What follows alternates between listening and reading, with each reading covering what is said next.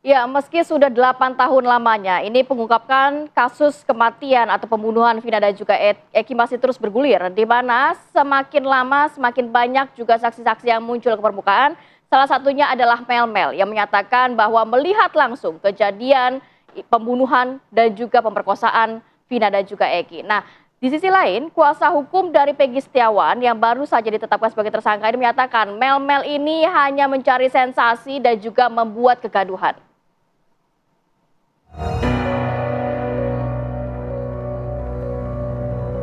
Baru-baru ini muncul sosok bernama Mel yang mengaku menyaksikan penyiksaan Vina dan Eki di Cirebon 8 tahun silam. Kemunculan Mel di hadapan publik mengklaim dirinya melihat peristiwa tragis tersebut. Ada berapa orang yang sudah ada pemukulan.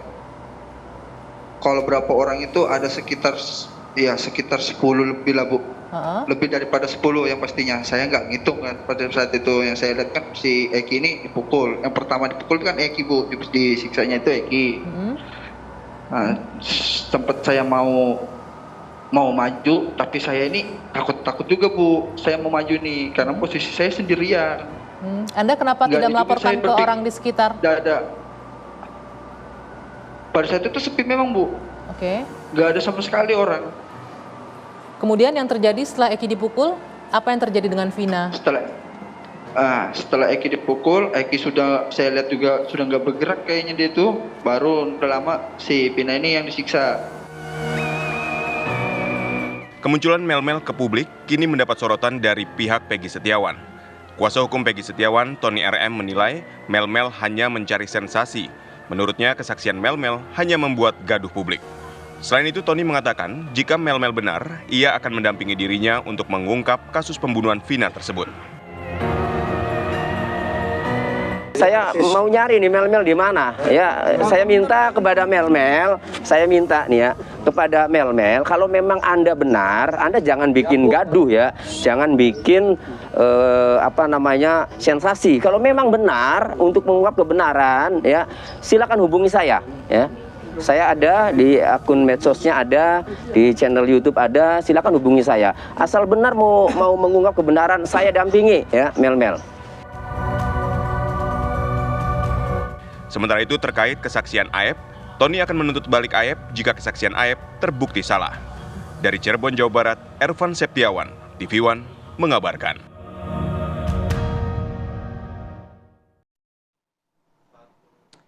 Di tengah banyaknya pernyataan baru dari sejumlah saksi yang kemudian bermunculan dan juga desakan publik terhadap kepolisian untuk segera mengusut kasus ini, muncul lagi di media sosial tangkapan layar yang diduga merupakan rekaman CCTV dari kejadian yang dianggap atau dinilai berkaitan dengan kasus pembunuhan Vina dan juga Eki pada 2016 silam. Ini menjadi pertanyaan, apakah benar ini merupakan CCTV yang benar berkaitan dengan kasus tersebut? Berikut informasinya.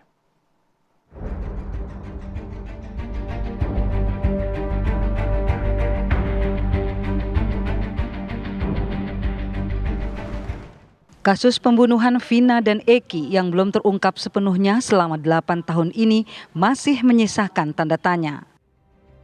Kemunculan satu demi satu sosok yang mengaku mengetahui kasus Vina pun kian membuat publik penasaran.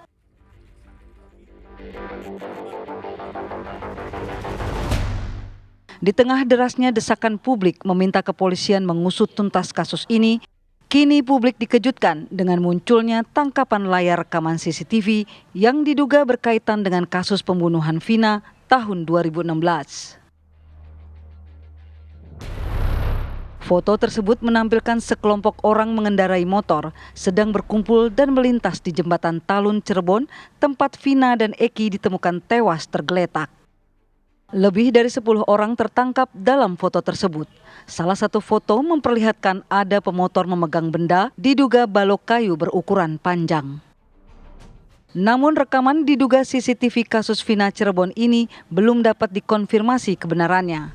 Sebelumnya, kuasa hukum 5 terpidana yaitu Jogi Nainggolan menyatakan pihaknya sempat mempertanyakan rekaman CCTV yang tidak dihadirkan di persidangan. Namun saat itu kepolisian mengutarakan CCTV tidak dapat diperlihatkan karena gelap dan pihaknya tidak memiliki saksi ahli untuk membuka. Rekaman CCTV sejatinya bisa menjadi barang bukti kuat untuk mengungkap bagaimana kronologi kejadian saat itu dan siapa saja yang terlibat dalam penganiayaan Eki dan Vina. Namun sayangnya, digital forensik tersebut tak pernah ditunjukkan sepanjang persidangan. Lantas akankah setelah 8 tahun berlalu, rekaman CCTV yang berada di jembatan Talun Cirebon diungkap dan menjadi barang bukti demi kembali mengungkap fakta yang tak tuntas dari kasus kematian Vina dan Eki.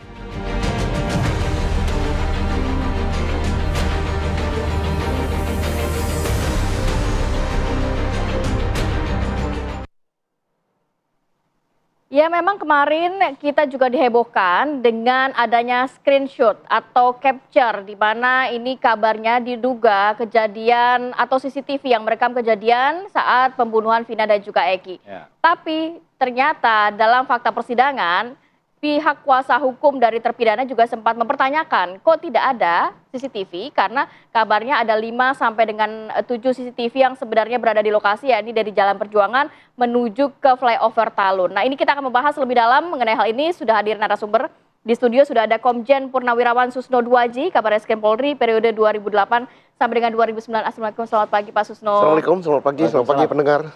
Kemudian juga sudah ada Nathanael Sumampau, psikolog forensik yang sudah bergabung. Selamat pagi, Assalamualaikum. Selamat pagi, waalaikumsalam Mbak, Bapak, dan pendengar semua.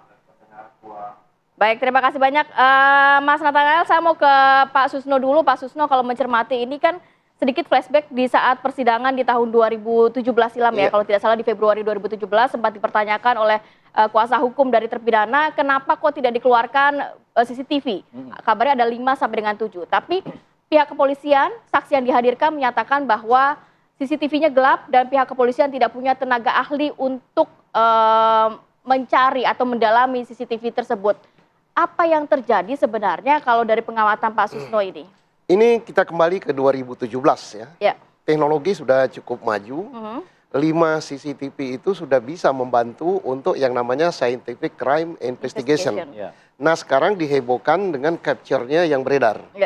Nah, pertama kita harus lebih berhati-hati, capture itu apa benar-benar CCTV yang berada di lokasi. Yang kedua, apa benar-benar waktu CCTV itu adalah rekaman pada tanggal 27 Agustus ya, 2016. Yang ketiga, apa benar-benar itu rekaman kejadian. Walaupun saya belajar tentang hal ini digital, tapi saya tidak berwenang menyatakan itu benar atau salah. Yang benar itu adalah ahlinya. Nah, ahlinya Polri punya laboratorium tentang hal ini. Di samping itu di luar banyak sekali ahli-ahli yang bisa menganalisa ini. Kalau gambarnya kabur bisa diterangkan dan bisa itu dipotong-potong. Yang tadinya gambar bergerak menjadi gambar tidak bergerak sehingga bisa ketahuan siapa pelakunya. Inilah yang dinamakan sebagai Scientific Crime Investigation.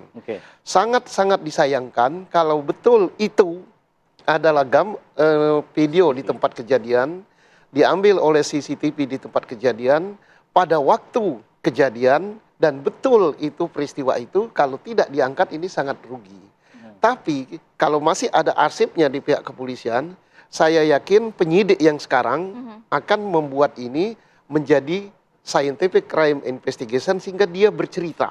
Siapa yang melakukan itu, siapa yang di tempat itu, ini lebih bisa diyakini daripada cerita si Mel-Mel dan cerita si saksi-saksi Aib dan saksi-saksi lain. Jadi kesesuaiannya gitu ya? Iya, karena gambar itu atau Scientific Crime Investigation itu tidak bisa berbohong.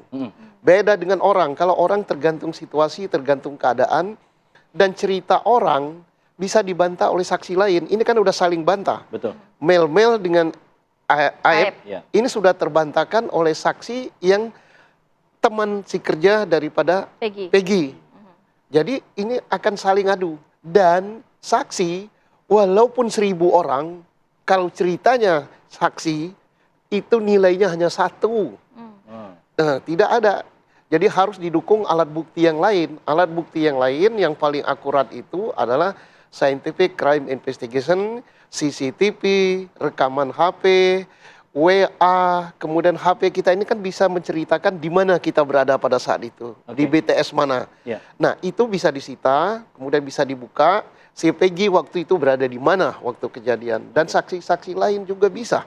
Nah, juga bisa juga dengan hasil laboratorium tentang DNA, tentang sperma, bisa juga sidik jari, bisa juga hasil otopsi.